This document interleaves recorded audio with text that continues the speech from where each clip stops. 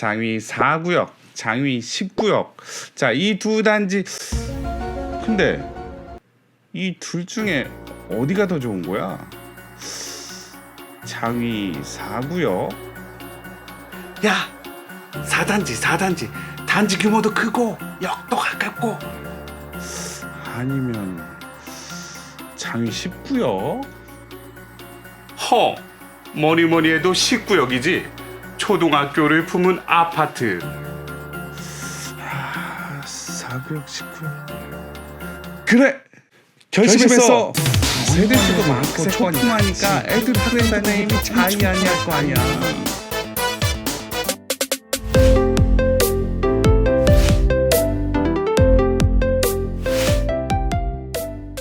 자, 그렇다면 관리 처분 인가를 끝난 4구역과 10구역을 한번 비교해 보도록 하겠습니다. 자, 4구역은 여기 있고요. 10구역은 여기 있어서 자, 돌고 지역을 중심으로 해서 이렇게 나누고요. 상대적으로 4구역이 면적이 크다라고 할 수 있고 역과도 가깝다라고 할 수 있어서 4구역은 전체 뉴타운 지역에 있어서 일단 현재 진행도 빠르고 역도 가까이 있어서 대장주라고 할 수 있고요. 하지만 그에 밀리지 않는 이 10구역 같은 경우에 있어서는 장위 초등학교를 품은 아파트 단지라고 할 수 있어서 초등학교에 있어서는 19역이 앞서다고 할 수 있습니다. 그래서 요거를 비교를 한다면 일단 장위 4구역은 건설사가 GS고요. 장위 10구역은 대우건설. 자, 빵빵하죠, 둘 다. 자, 위치는 요렇게 자, 요 지역으로 나누고요. 세대수로 봤을 때 총 세대수에 있어서는 장위 4구역이 면적도 넓다 보니까 2840세대, 장위 10구역은 2000세대 정도 돼서 약 800세대 정도 차이가 난다고 할 수 있습니다. 자, 그중에 우리가 알고 싶은 일반 분양은 4구역은 1331세대, 장위 10구역이 1495세대. 상대적으로 장위 4구역이 크다라고 할 수 있지만 일반 분양에 있어서는 장위 10구역이 좀 더 많네요. 한 160세대 정도 많다. 정비구역 면적은 역시 4구역이 큽니다. 자, 그리고 자, 분양 세대수는 이렇게 되는데 그중에 분양 면적은 49제곱부터 98제곱까지 4구역은 있고요. 그 다음에 10구역 같은 경우에 있어서는 세대수 일반 분양 물량은 요 정도인데 59에서 115까지 자, 면적으로 봤을 때 장위 4구역은 상대적으로 작은 면적도 있고요. 자, 10구역 같은 경우는 상대적으로 큰 면적도 있다는 사실입니다. 건폐율은 23:19 해가지고 4구역이 좀 더 빽빽하다라고 할 수 있고요. 용적률은 거의 비슷하네요. 동수, 충수, 지하 3층부터 32층, 지하 4층부터 29층까지 해서 22개 동. 분양가가 정말 중요하다라고 할 수 있습니다. 일단 예상되는 분양가는 평당 2천만 원 초반이라고 할 수 있고요. 둘 다 6월, 7월에 된다면 분양 시기가 서로 겹치지 않는다면 두 번의 기회가 있다는 거죠. 장위 10구역이 먼저 하고 여기 떨어지더라도 우리한텐 4구역이 남아있다라는 얘기입니다. 자, 그래서 이 분양 면적 49부터 98, 59부터 115까지 물량을 세대수별로 해서 디테일하게 한번 뽑아봤습니다.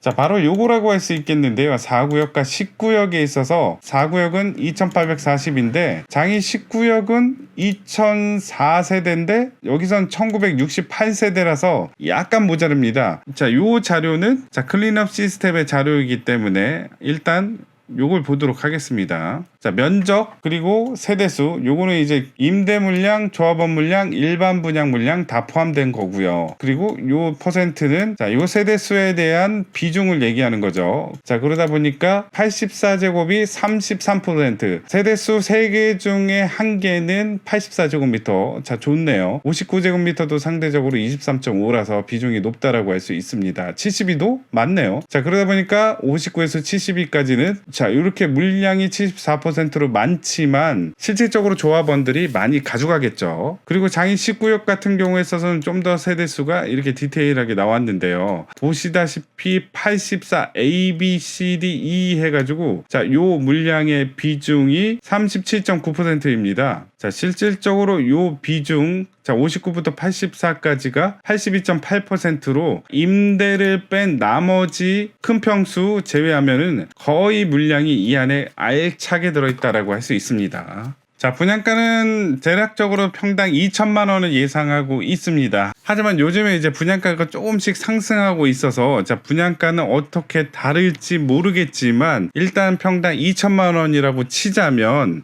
자, 상대적으로 비중이 컸던 59, 84제곱을 한번 이렇게 비교를 해봤습니다.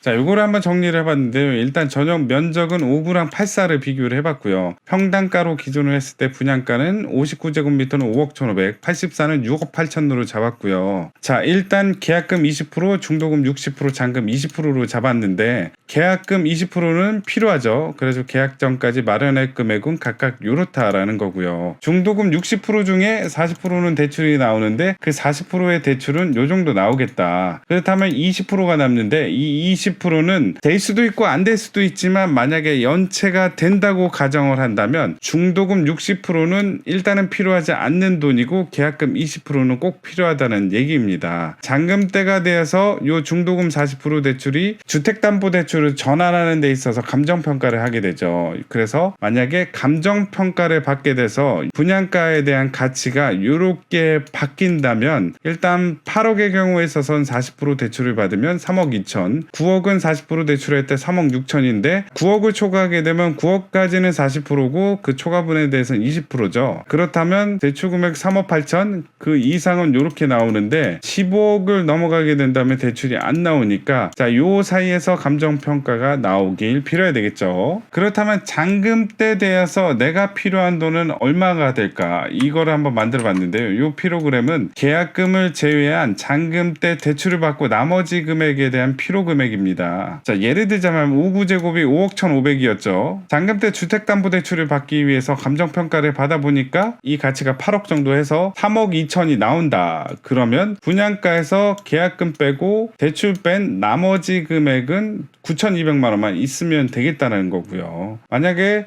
5구제곱이 9억의 감정평가를 받게 된다면 5,200만 원, 그 다음에 10억의 감정평가를 받게 된다면 3,200만 원이 필요하다는 얘기입니다. 5구제곱이 나중에 감정평가를 12억 뭐 이 정도 받게 된다면 오히려 돈을 돌려주게 생겼어요. 자, 요거를 똑같이 84제곱에 적용을 한다면 자, 현재 84제곱은 주변 시세가 한 12억에서 13억 정도 하는데 자, 요 정도의 나중에 감정평가를 받았다고 하면은 자, 분양가에서 계약금과 대출을 제외한 나머지 필요 금액은 1억 2,400, 1억 400 정도 필요하다는 얘기죠. 자, 이 마지막으로 토탈은 뭐냐? 자, 요 필요 금액에서 계약금을 더한 금액입니다. 그러다 보니까 내가 이 아파트를 샀을 때 최종적으로 계약금에서부터 필요한 돈을 이렇게 나타냈습니다. 예를 들자면 5구제곱은 감정평가가 8억이 됐을 때 1억 9,500이 필요하다. 왜 그러냐면 자, 계약금으로 1억 300이 필요하고 잔금 때 대출을 제외한 나머지 금액 9,200이 필요하니까 요 두 개를 더하면 자, 요 금액이라고 할 수 있습니다. 자, 그래서 본다면 5구제곱 같은 경우는 만약에 이제 뭐 12억 이상이 넘지 않는다고 쳤을 때 자, 1억에서 2억 정도면 아파트를 살 수 있다라는 얘기고요. 84 같은 경우는 나중에 감정평가 8, 9억 정도는 안 나오겠죠. 자, 그래서 그 이상으로 나왔다고 치면 자, 2억에서 3억 정도의 돈이 있으면 요 84제곱을 살 수 있다. 그러다 보니까 상대적으로 적은 금액으로 입주를 할 수 있는 매력 있는 아파트 단지 장이 뉴타운이라고 할 수 있습니다. 자, 마지막으로 부동산 정보를 빠르고 쉽고 다양하게 얻을 수 있는 방법을 말씀드리도록 하겠습니다. 자, 요거는 굳이 제가 말씀 안 드리더라도 많은 분들이 지금 현재 쓰고 있는 방법인데요. 카카오톡을 이용해 보시는 건 어떨까요? 자, 일단 카카오톡으로 들어가서요. 요 오른쪽 상단에 요 말풍선 같은 플러스 있죠. 요거를 누르면 일반 채팅과 오픈 채팅으로 나눠집니다. 자, 일반 채팅은 자, 우리들이 계속해서 하고 있는 이 채팅이고요. 자, 오른쪽에 오픈 채팅을 클릭하게 된다면 자, 작게는 몇 명에서부터 많게는 몇백 명까지 이렇게 방을 만들어서 같이 얘기를 나눌 수 있는 공간이 있습니다. 여기에 들어가 정보를 얻고 서로 대화를 나누는 거죠.